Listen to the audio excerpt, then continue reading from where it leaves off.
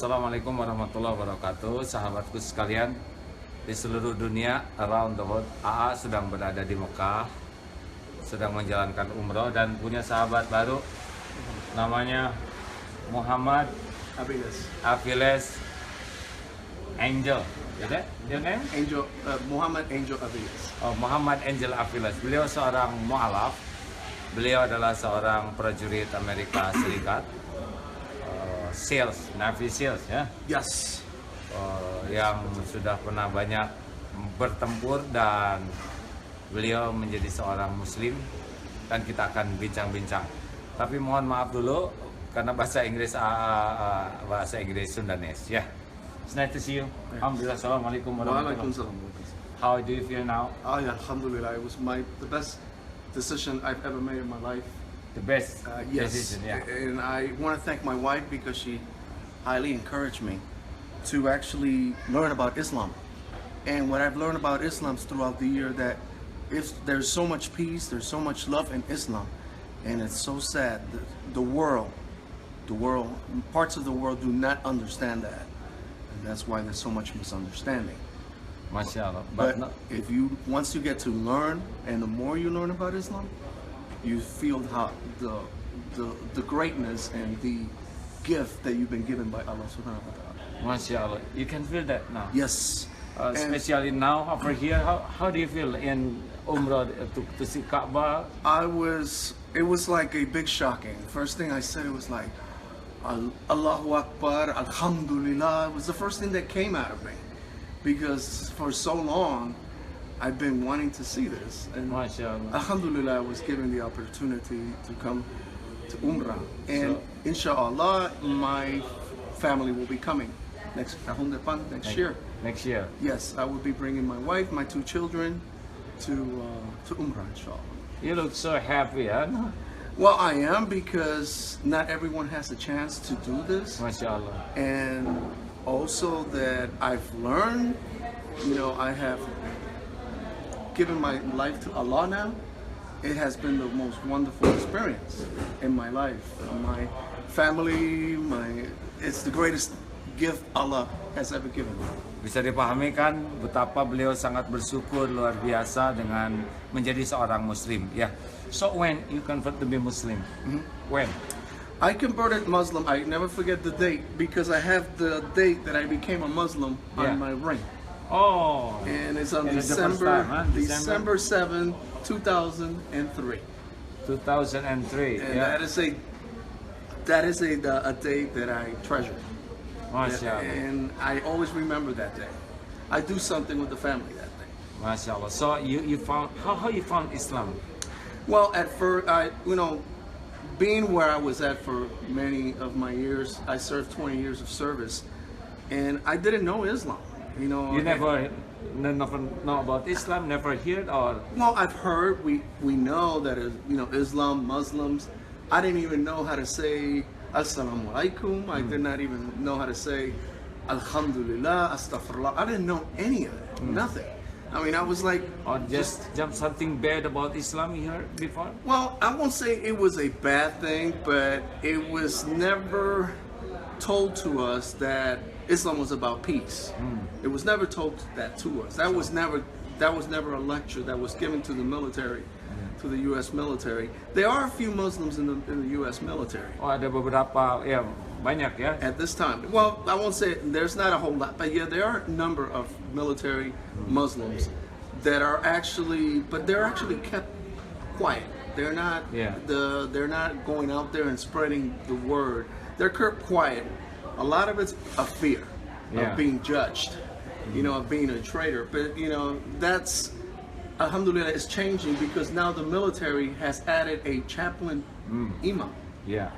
Now they have an imam. Jadi dalam tentara Amerika ada imamnya sekarang, sehingga bisa lebih terekspos lah ya. So you got married with Muslimah. Yes, I was married to my wife. She's a Muslim.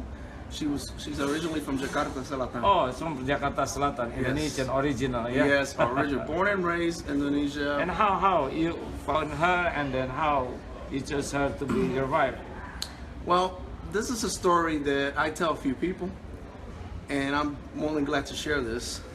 But I met my wife in 2002. Only one year before. Yes, 1 year, a year and a half before I became a Muslim. It was the summer. The date was July 8, 2002. So I was in a line to get into the plane with my wife now, try to cut me in the line. I sympathized with her because she was carrying a lot of boxes and stuff like that. So I said, "After you, ma'am." So she told me in English, "Thank you." I responded, "Zama Zama." So she looked at me, right at me, and she told me, "How did you know I'm Indonesian?" I said, "Well, in your box it says you're going to Jakarta." So we started talking. We didn't talk much. We didn't get to talk much. We were not sitting down together. So then we did a connecting flight in Incheon, Korea. And while we was there, I was just walking around the airport. It was a big airport, a huge airport, and I bumped into her straight, and I saw her. I'm like, "Well, wait a minute, there she is." So I run to her, and I started, "Hey, hi, how you doing? I haven't seen you in hours." And that was the conversation. And I said, "Do you mind? Let's go have some coffee." So we went, we had some coffee. We spoke a lot. She mentioned right away, she told me I am a Muslim. And we didn't talk much about Islam. We talked more about Indonesia, Jakarta. She asked me if I've been to Jakarta, and I said no. I've only been to Bali, but I've never been to Jakarta. So anyway, she gives me, we exchanged phone number, and apparently when I got to my destination in Singapore, I was there for a week, and then I got on the phone. I happened to find her phone in my wallet. Because I put it away. I said, "I don't think I'll see her." Yeah. But then I found it in my wallet. I said, "Oh, this is Bernard." So I called her, and she answered the phone. And she says, "Are you coming to my country?" I said, "You know what, I'll go." The next day, I took a plane. I flew to Jakarta. And then she met me there. She took me out sightseeing the beautiful culture of Indonesia. It was something I fell in love with right away. It was a very crowded city, but the people were so kind, so friendly. And we never, I've been around the world, and I have never experienced so many friendly people. Oh, in Indonesia. In Indonesia, everybody, you look at everybody, they smile, and they go like, surprise for you. You don't see that. And not too many places in this earth. Oh, yeah? You don't see that. You don't see it in Japan, you don't see it in China, in Korea. So, and I've been all around Asia. You don't see it in Europe. You don't see it in South America. I've been there. And I've never experienced so many friendly, kind people till I went to Indonesia. MashaAllah. So I said to myself, I think my next wife is going to be from Indonesia. Oh. I said it to myself, but I did not tell my wife that. Oh. So anyway, I get back to America, and my wife was working for Royal Caribbean at the time. And she came back to California, and we actually saw each other again. And then she got transferred to a different destination. Her ship got transferred someplace else. And then I stayed in San Diego training. I was training there at a military training school. And back then I'm like 35 years old. I'm about 34 years old. I'm not Old enough, huh? Old enough, and anyway, so it came to that I had to go to Texas for training, for additional training. So I got stationed in Texas, and during that time, we were not keeping in touch too much because she was always busy. But she was a very busy person. And then within 6 months after arriving to the state of Texas, they told me, "You have to go to Iraq. You have to go to Iraq." So my team, we ended up going to Iraq.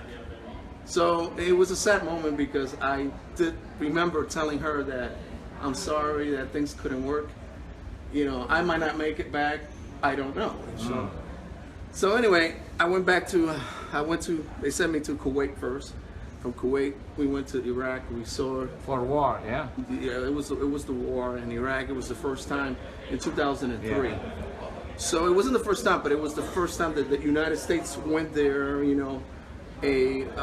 Battalions went in there. What they call boots in the ground. Boots in the ground means soldiers that are in the ground. They're fighting. That's when they actually finally send us. So there was one afternoon, it was like, look, I remember hearing azan. And of course, you know, as Americans and as Christians, we don't pay attention. Yeah. We just know is the call for prayers. So anyway, you know, nothing was thought to it. And I'm like, yeah, that sounds really nice. I said to him, that's a beautiful, You can beautiful feel sound. something. There when was you something hear- funny in there. So, in Iraq. yeah.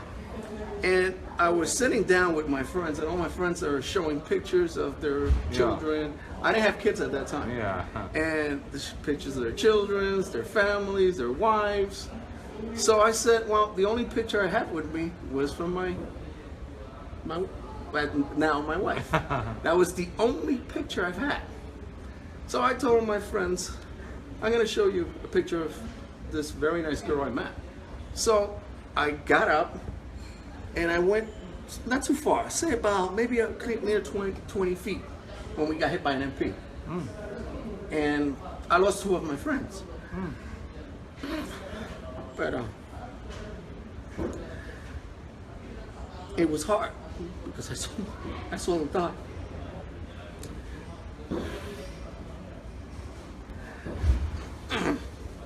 But anyway, there was most of them were injured.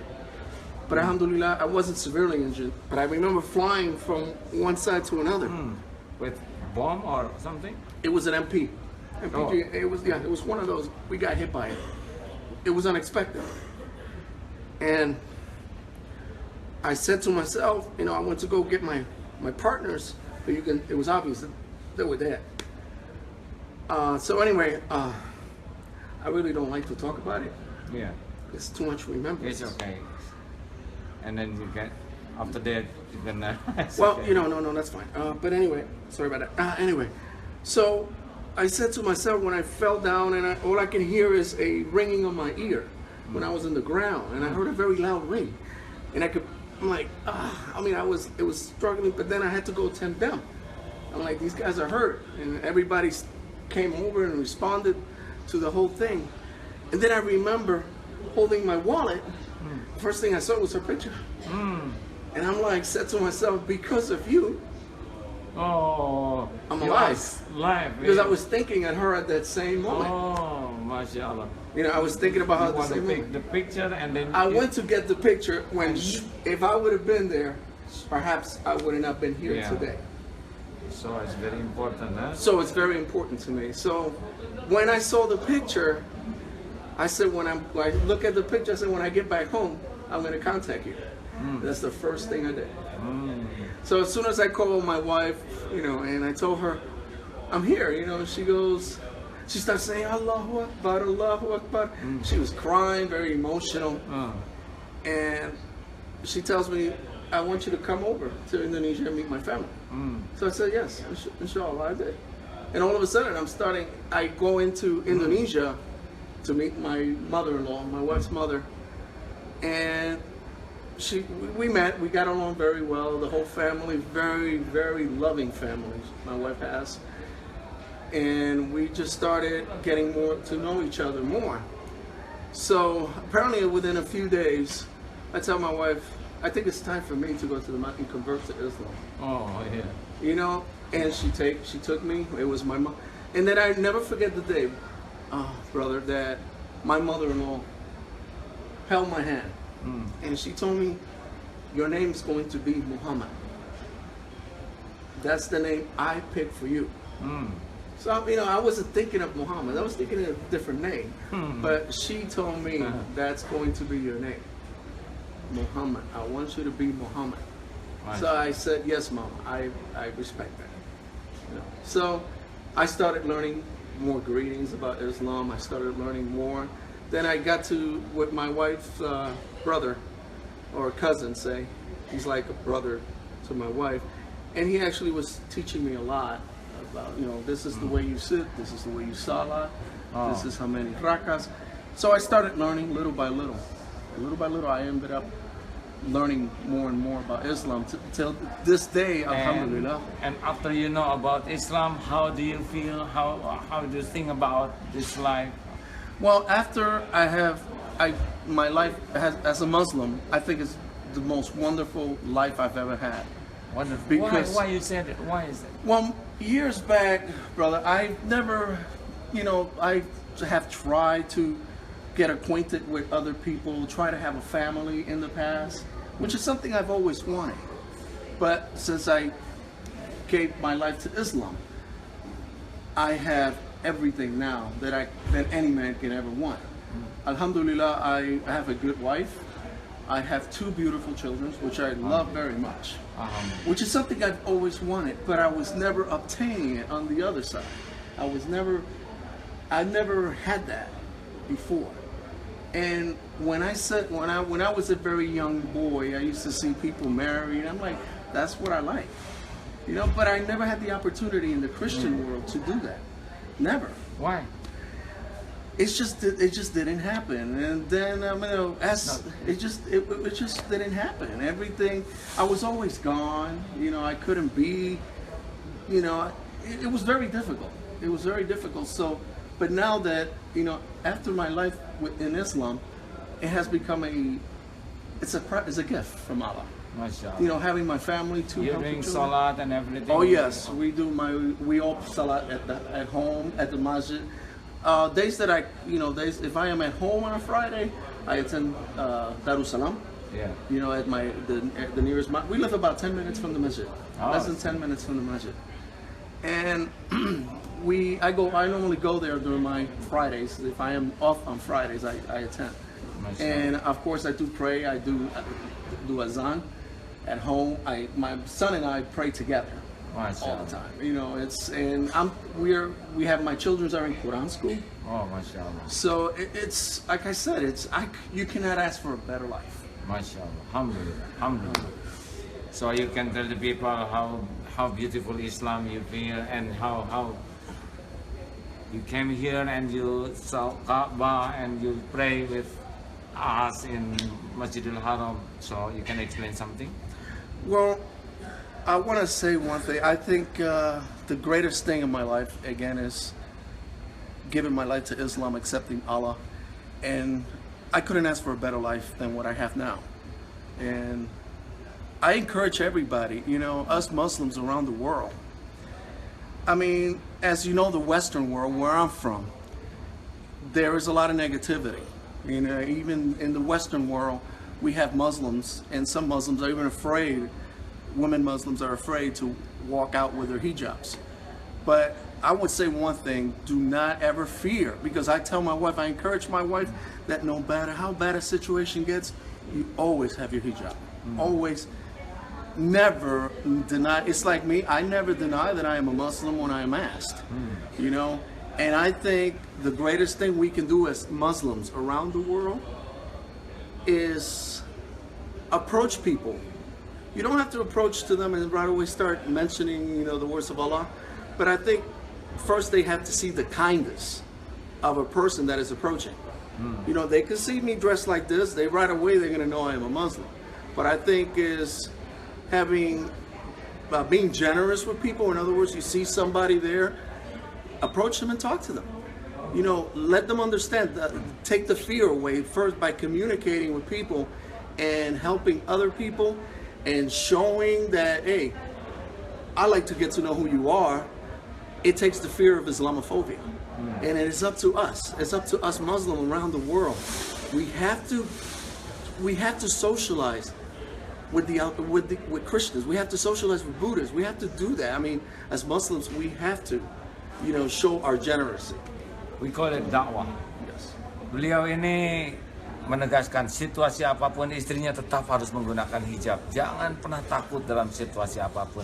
Dan beliau bersemangat sekali untuk menemui orang, menjelaskan tentang Islam, tidak pasif ya, dan melakukan sesuatu kebaikan yang orang bisa melihat bahwa orang Islam itu memang produktif di dalam berbuat kebaikan. Ini baru season 1. Insya Allah we have another time to talk more. Yes. Ini adalah season pertama. Mudah-mudahan besok kita akan diskusi lagi ya.